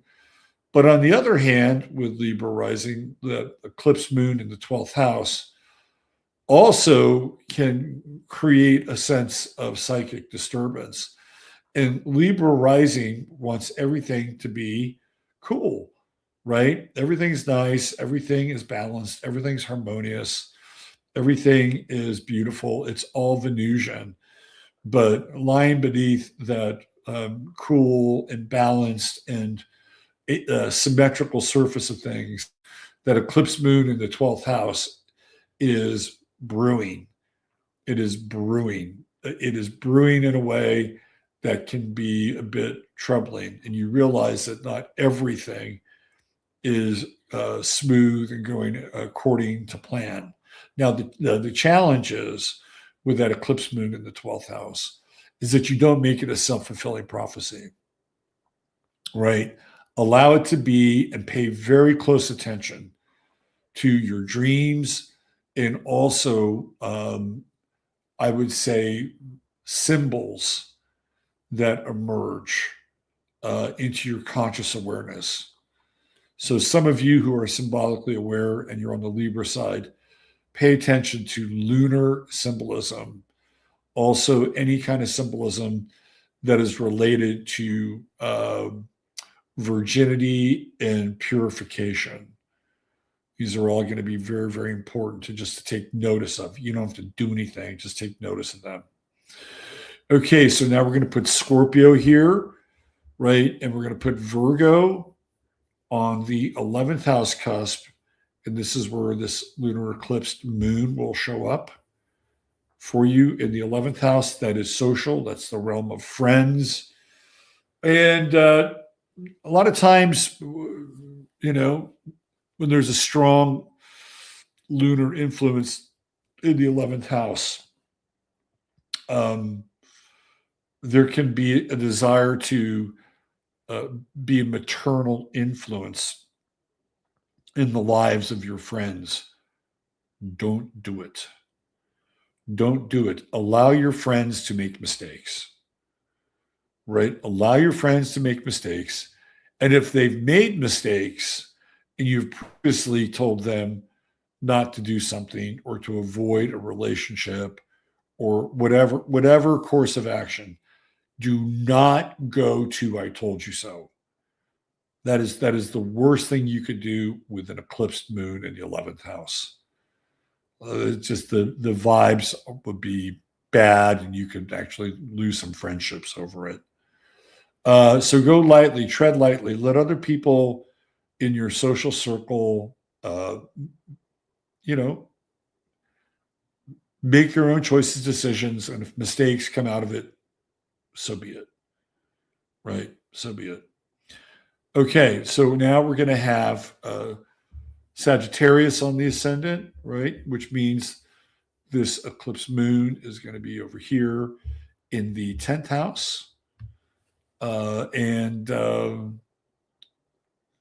Yeah. Let me just see what we got here. So this would be Capricorn, Virgo. Yeah, right. Yeah. So, the moon in the 10th house with Sag rising. It's your reputation. I think that's one of the trickiest transits of the lunar eclipse. Because when you have the moon, like a full moon going through your 10th house, just in general, can be, what's the word I'm looking for? It can be interesting to navigate with your profession and your reputation because the moon is shining, right? It is shining in your 10th house. And people that have full moon in the 10th house can actually be famous. Now, they will go through scandal as well with a full moon in the 10th house, but they can be quite famous because the moon is directly shining on the world at large. The eclipse moon is when things that have been occulted, they're now no longer hidden, but they can be seen by the rest of the world. So you Sag rising people, try your best not to be judgmental with other people, particularly people in the workforce and in the world at large. You can learn something with this eclipse full moon going through your 10th house if you can stay neutral, right? There's a big lesson to be learned there. But try not to insert yourself because a lot of times Sagittarius rising likes to insert itself. Right? Like, I know the truth. I know the way. I can tell you what's going to, like, watch out for that. You'll learn a lot more and you'll grow in wisdom by just observing this lunar eclipse. In as much as it may pain you, especially if you're born during where your rising sign is those early degrees of Sag, because this eclipse moon is at 11. So if you're like 2 to 3 to like 17, 3 to 18, Sag rising, this eclipse moon is going to square your ascendant. So yeah, try to stay away from the know-it-all territory, right? And we kind of have about a week ahead and a week behind the eclipse, but that March 7th is the day. Capricorn rising, so that means this moon is going to be in your 9th house. The eclipse moon will be in your 9th house. And I wouldn't say it's a great time for travel. Let's put it that way. Capricorn rising, if you're traveling during that full moon, that eclipse moon, especially to Hawaii, I'd put it off. But I also feel like you'll learn. You'll learn a lot about some like presumptions and assumptions. You'll learn a lot because the moon is not your planet, right? Your planet's actually Saturn. So anytime you go through, if you're a Cap rising, anytime you go through a lunar eclipse in an Earth sign, right? It'll be helpful that it's an Earth sign. It'll be helpful it's an Earth sign. But at the same time, it's still the moon. it's the opposite of your ruling planet. So again, kind of like Sag rising, sit back and kind of lay off being judgmental. Lay off being judgmental. It's like it's one of those situations where all of a sudden you run out of gas and you have a flat tire in the middle of nowhere, and somebody who does not look or sound like you picks you up and takes you to the nearest gas station. Right? It's like, holy shit! Like I had a major opinion about these people or this group, and I just got picked up by one of them, and they saved my ass. Right? So just watch out for your assumptions. Cap rising on this eclipse. Again, let it try to be. Because the thing with this moon and Virgo is we all want to do something, right? It feels like we have to do something to fix these things. And you don't really have to do anything to fix any of it. You just have to look at it and see what emerges. And then you wait, right? You wait to see what kind of adjustments and what kind of changes you need to make. The worst thing you can do is to try to make them immediately. All right, so we're going to throw Aquarius up here now. That means this moon is going to be over here, right, in your 8th house in Virgo. That should be interesting for your sex life. You may meet a person who all of a sudden decides, I'm not going to be a prude anymore. Okay, Aquarius, how far do you really want to go? You're like, holy shit, I just wanted to watch. You want to go all the way. And boy, are you willing to like burn down the moral barricades here, right? Like I'm being halfway serious. This is a really interesting transit for Aquarius rising with this lunar eclipse in the 8th house. If anybody can deal with an interesting expose on morality, it's Aquarius rising. I'll tell you one thing, though, Aquarius rising. Do not lend money to people during this eclipse. You won't get it back. And if you can do it without any like, I don't know, expectation of getting back, then that's fine. But I wouldn't loan anybody any money, Aquarius rising. If you're universal, then do it. If not, and you have strings attached, c'est la vie. That brings us to Pisces, and we put our Virgo eclipse moon on the 7th house cusp. And boy, that's kind of a rough one, isn't it? Dealing in the Pisces rising, super, super sensitive, and dealing with critical judgment in relationship. Like, oh my God, where did that come from? Where did that come from? Why did you say that? You've completely ruined the moment and crushed my feelings. And we'll also be in Pisces season. So a lot of you Pisces folks in general just will get the brunt of this Virgo moon, which is a little harsh in its eclipsed form. But, you know, you're saints, and you can help the rest of us forgive, or you can forgive the rest of us, right? You're the best at it. Try not to hold a grudge. Grudges and Pisces don't go well together. All right, so we've gone around the zodiac for the lunar eclipse. Shall we do the solar eclipse as well? You want to do the solar eclipse?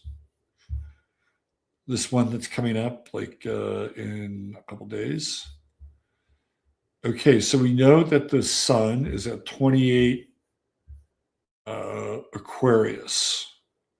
So let's start off. We'll start off with Aries rising again. That puts the sun right there on well, depending on the degree of your rising sign. It's going to put it in your 11th house. I think you need to re-examine some of your friendships. There may be friendships that you're going to say goodbye to, Aries rising, with this solar eclipse coming into your 11th house.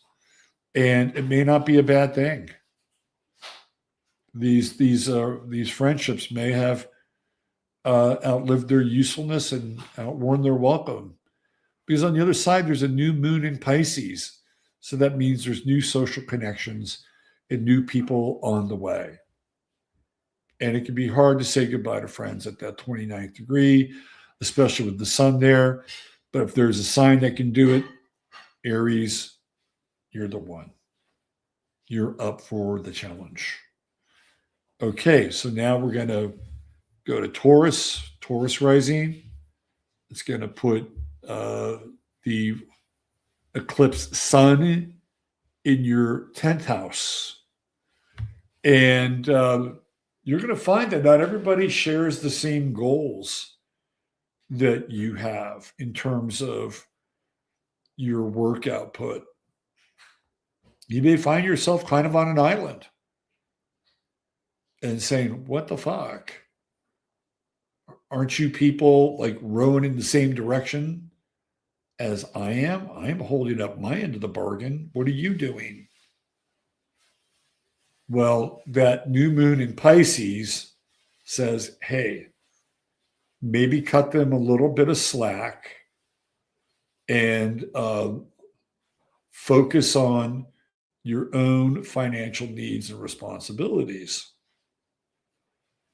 Right? That's what I would do. Because you're going to have Saturn and Neptune in your 12th house. So you've got something big going on at a very deep level inside of you. Meanwhile, out in the world and where you're working, you're trying to navigate, negotiate, like who's pulling their weight. And try not to make too big of a deal out of it. Because you got a lot more going on with Saturn and Neptune just moving into your 12th house. All you Taurus rising people, you're going to have Saturn going through your 12th house for 3 years. Again, it's not just any, it's really interesting because Taurus rising tends to be really physical, right? Really material. You Taurus rising people, you're going to go through a major spiritual transformation over the next 3 years. Major. Your direction in life, what you think is important in terms of how you look and appear to the world, it's going to go through a major change. And it'll be a good one.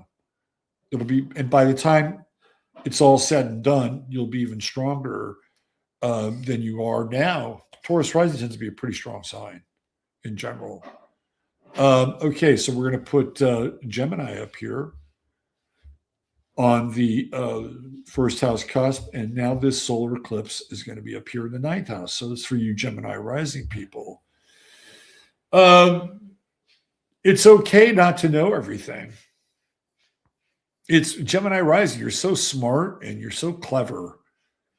And this eclipse shows you sort of the ends of where your cleverness can take you.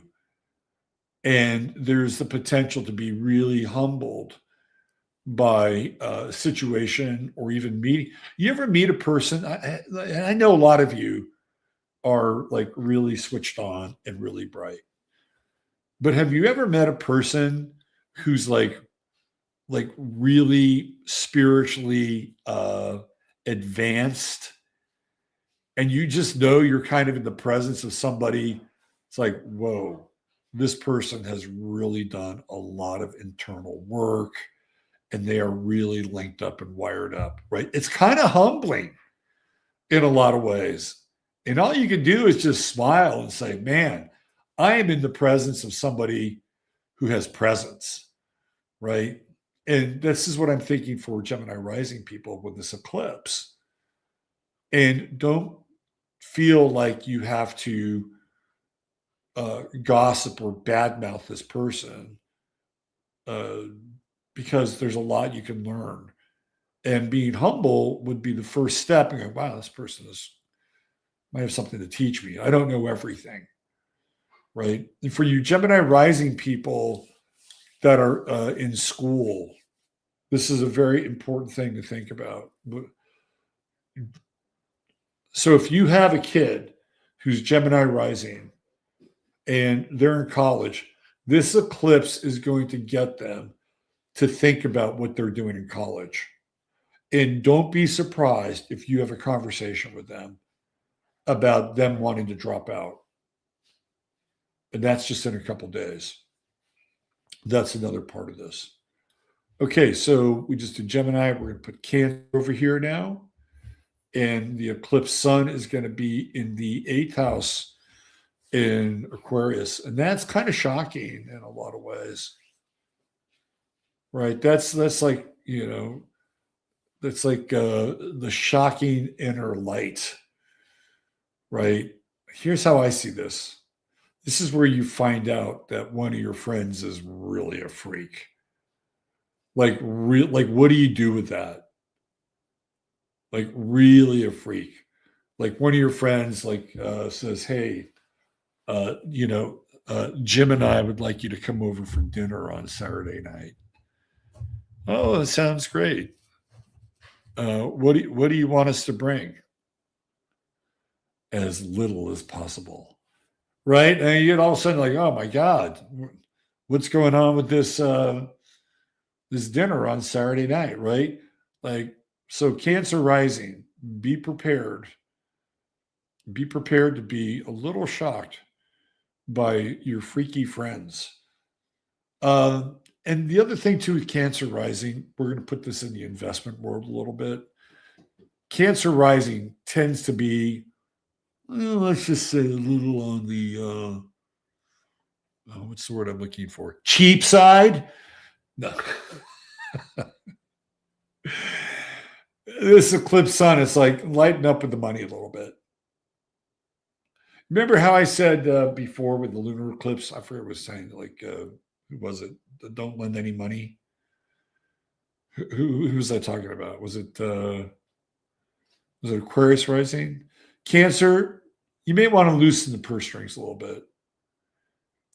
And maybe you can help out a friend without any kind of expectation. There you go. Let's see. Leo. We got Leo rising, and that eclipse sun is going to be in your 7th house. And that's revelation around relationship. And it tests the boundaries of in some ways your intimacy. Right? What's the worst thing that could happen? Let's just be friends. Maybe that's what you're looking for. If you're a Leo rising person with this eclipse, don't be surprised. Hey, maybe we need to take a break. Maybe you're the one that wants to initiate the break. And since you're Leo rising, you got Aquarius in the 7th house, maybe it would be good. Leo rising doesn't always like to take breaks. But if it comes from another person, it's like, okay. And look, you're Leo rising, your 7th house is a little freaky anyway. Relationships don't always follow a normal pattern with Leo rising. Okay, so now we're going to put Virgo over here, right? And Virgo rising, and that eclipse sun is in your 6th house. I would say that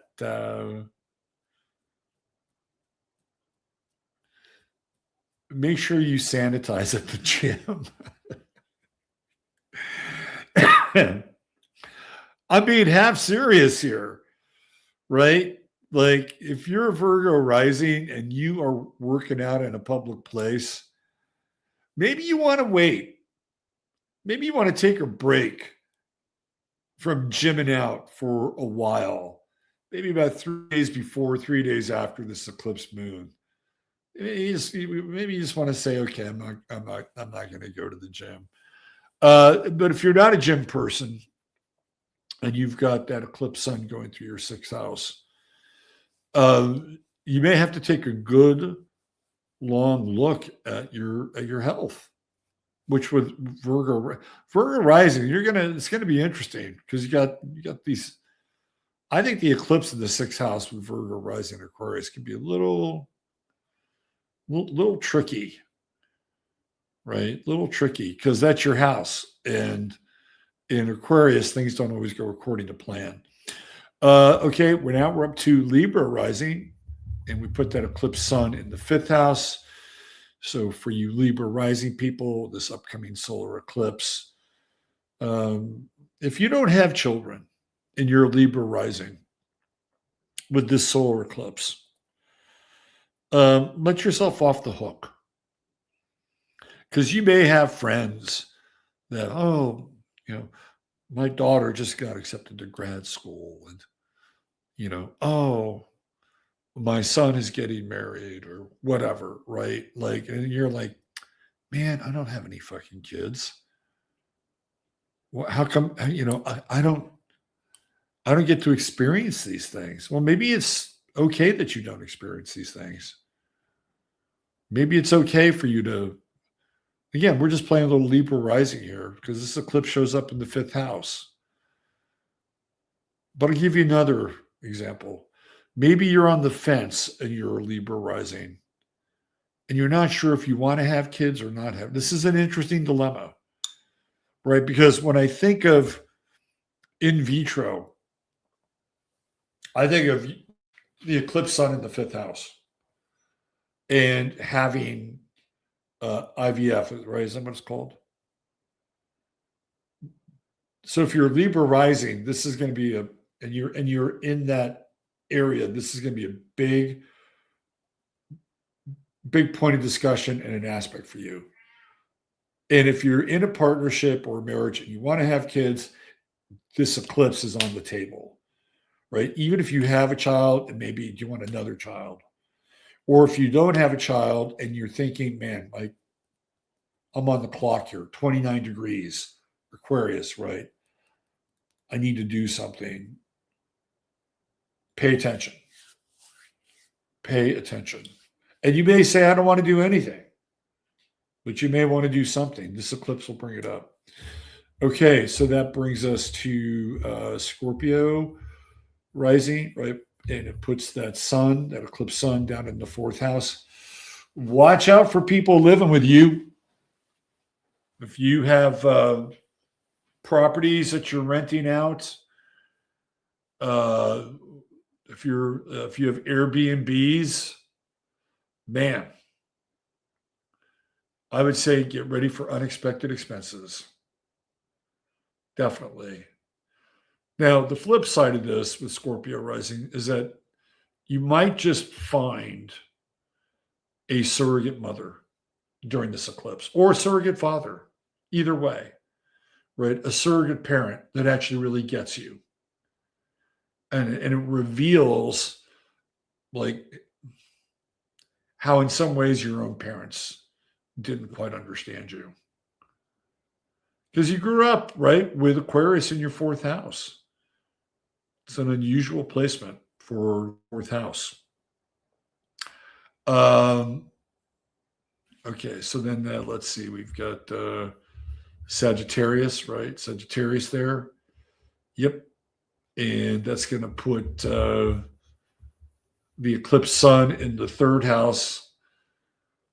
And siblings, Sag. The siblings. I think there's reconciliation here. It's kind of like it wouldn't be the last chance, but there's an opportunity for reconciliation. There's a crack in the door with your siblings on this eclipse. And if you want to reconcile with them, it's sort of like, just do it, right? You got the new moon in Pisces right on the other side, all's forgiven, right? Yeah, you're an asshole during COVID. It's okay. I've been a bit of an asshole too. let's break bread, let's drink some wine, and let's be friends again, right? Um, that said, if you are going through a difficult relationship with your siblings as relates to things like wills, executorships, etc., because we got that ninth house, which is legal on the other side of the chart, that 29th degree sun eclipse could be backpedaling on arbitration. Be conscious and aware of that. So that's for you Sag rising people, right? Okay, Cap rising, that's going to put this eclipse sun in your second house. And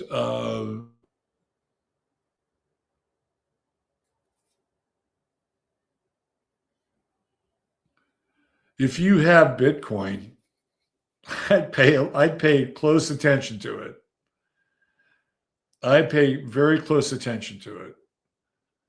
And I know at least one Capricorn rising out there who, by the way, it was their birthday yesterday. So Lee, if you're listening, a happy belated birthday solar return. You may want to keep an eye on that Bitcoin. All you Cap rising people. If you don't have Bitcoin and you're a Cap rising person,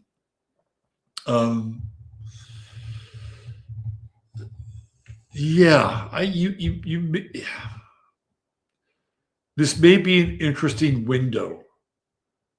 Maybe an interesting window for you on investment, but don't feel pressured to do anything.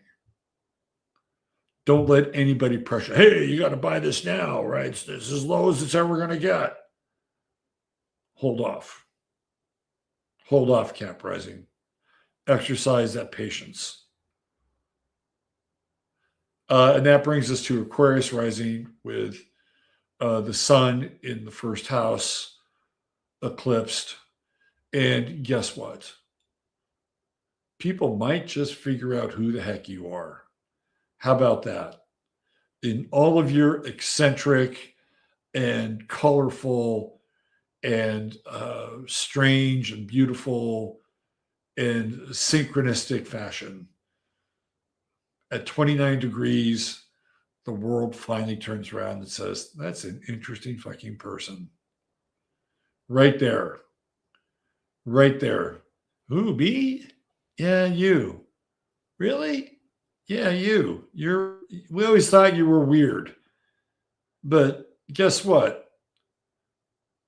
We've been watching the Epstein files, and the rest of the world is way fucking weirder than you are.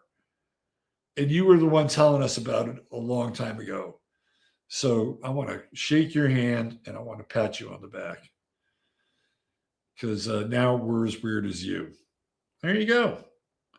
All right. So we did lunar eclipse for each sign, solar eclipse for each sign, or rising sign. And that should do it for us tonight, right? Clocking in at a robust 2 hours and 17 minutes. And the Epstein parade continues. The Epstein parade continues.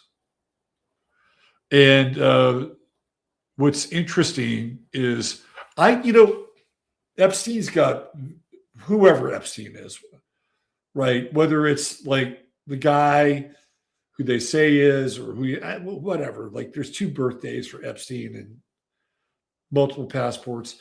But if we're working with Jeffrey Epstein, the character that we know, the birth date that we know, his Venus is at Venus Mars 3-4 Pisces. And I think it totally works for that particular character. Well, what's interesting is that after this lunar eclipse, right? We're right on this lunar eclipse in Virgo. That Mars is at 0 Pisces, which means it's going to start to conjunct Jeffrey Epstein's Mars and Venus. Isn't that interesting? Are we going to find out that Jeffrey Epstein is still alive with this lunar eclipse? Question mark. Because he is a Capricorn rising, and this solar eclipse in Aquarius is going to be down here in his second house. Somebody's sending me something. What is this?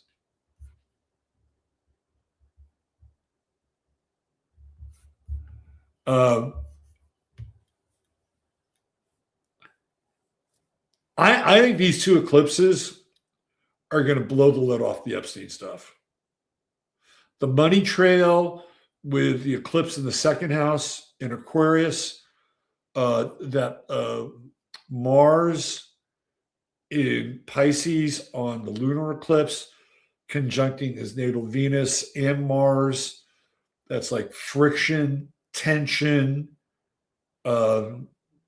justice, question mark. There's something about that Mars that just makes everything naked and raw. So buckle up. These eclipses are going to impact the Epstein stuff in a very, very big way. Because not only that, but at 29 degrees, that sun, that eclipse sun, is just what? Like 4 degrees off of his Venus and Mars, right? I think it's like at 3 and 4 Pisces in his natal chart.